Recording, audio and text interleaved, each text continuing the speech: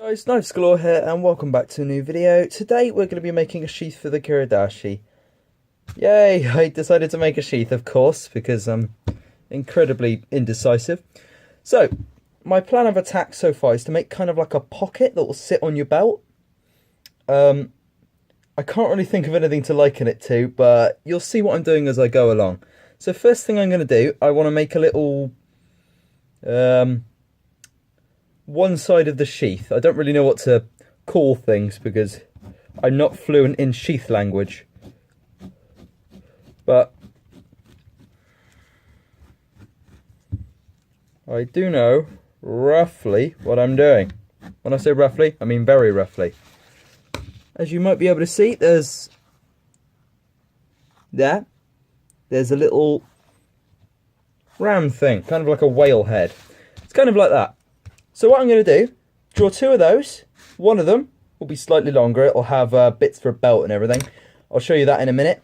And then we can start thinking about what we're going to do to it, how we're going to form it, and I'm going to talk about actually making a leather sheath. Because I've made one, and it kind of works. So, you know, cool. So the second step is to cut out what you've just made.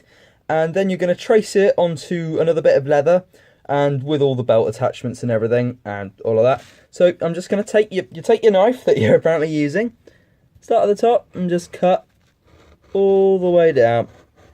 And because this knife is sharp as all balls, I think the expression is,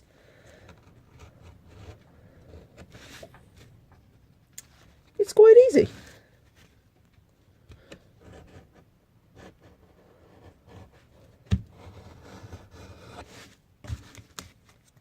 Right, so I've got my bit of leather. Just saying, this isn't real leather, but it does do the same thing as leather. It does harden in the same way, which is good, because that's ultimately what the forming process is. So, now that we've got our one piece, we're going to trace that onto our second piece, but I'll show you what I'm going to do this time. It's a little bit different to the first bit we've done. As you can see, I've got my two pieces cut out. This is going to have slits in it for your belt. Just a style choice more than anything. I mean, it could just literally be that. Just this. I mean, no belt loop on it. It's just a carry around sheath type thing. But I thought I might as well go and see if I can make a belt loop out of it or something. So that's just going to sit on top. Be very careful when you're orientating your leather to mark out. Because if you mark out, you know, that way onto it, the thingy sides, the glossed, finished thingy sides, they're going to be the wrong way around. So you're going to have one of them facing the right way and one of them facing inwards the wrong way, which is not really great. So I've got mine like that. Looks good. And now we're going to move on to my favourite stage, the leather forming part. So this is my homemade leather press. All I've done, wrap the knife itself in cling film so that I won't damage it in any way, and I've soaked the leather in hot water to make it malleable, and this will allow me to form it. My homemade leather press it's fairly crude. It's 2 blocks of wood, 1 hinge and some sponges and a few nails to hold the sponges in. I really like this actually. It works quite well, and I've formed 2 sheaths so far with it. Yes, and there's nothing really to it. I mean, you don't have to actually buy one. You can just make your own out of some wood and anything else you find. My only qualm about it is I don't like these sponges particularly because they soak up a lot of the water, which doesn't allow it to form quite as well as if I use something like foam. I'm going to see if I can get myself some foam to replace this. But until then, we'll be using sponges. So let's just wait till it's formed.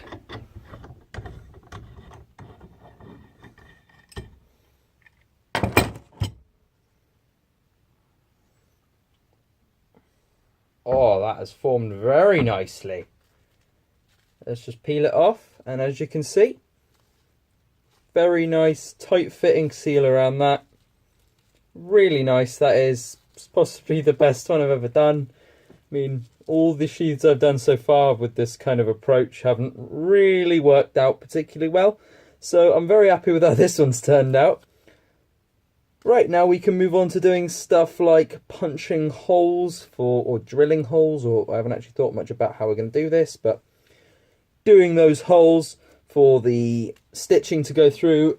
I'm going to be using some of this. It's the innards from the paracord that I used as the underlay for the knife, so I guess that's kind of being renewable in a sense, so let's just go ahead and start doing that. Now I've got this little tool that I made when I was making that pleather sheath for my survival knife a while ago. I'm just going to be using this as my 5mm spacer. This is going to be for all of the stitching. So what I'm going to do, just place it down and go bam, bam, bam, bam, bam.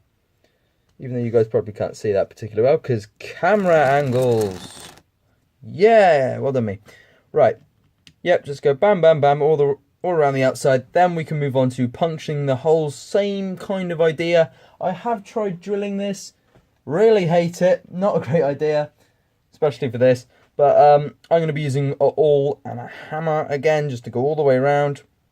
Dead simple. I'll show you what it looks like. Now that it's all sewed, as you can see, I spent a long time on this. It took me a while, but it's alright. I don't mind doing it as long as it looks good in the end. Now, as you can see, no matter how many calculations you do, there's always the smallest bit of excess. So I'm just going to take this knife that we don't need to wrap anymore and just trim all the way around the outside, making sure it's all nice and flush. Then I'm going to do something that I don't normally do. I'm going to take some super glue and just rub it around the edge just to seal it and give it a glue seal. Yeah, that's that. Because I don't like just relying on the mechanical lock from these stitchings. This will keep it together, but it will, you know, they might open up and things occasionally and just might look a bit rough. So I'm going to rub some super glue around the outside there just to seal it. And, you know, I'll just do all the, you know, make some slits there, tied it up, make it look nice. Maybe I'll form it again because it's kind of lost its formation over time because I kind of squashed it by accident. So, guys, thanks for watching. This is a really fun build. Got my sheath, got the Kuridashi. That's pretty much it from me. If you like this video, please subscribe, comment, do all that good stuff, and I'll see you guys tomorrow.